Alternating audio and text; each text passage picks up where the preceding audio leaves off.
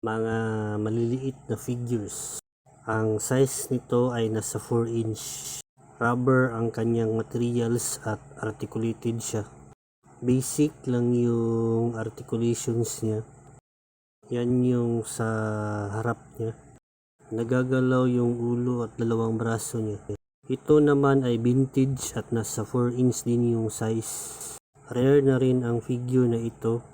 Yan yung sa likod niya, wala na yung mga accessories niya. Basic lang yung mga articulations niya.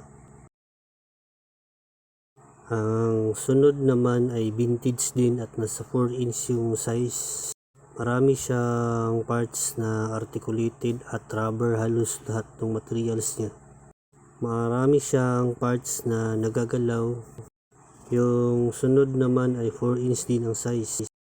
Modern na siya. Marami din siyang parts na nagagalaw. Yan naman ang kanyang likod. Hard rubber ang kanyang materials.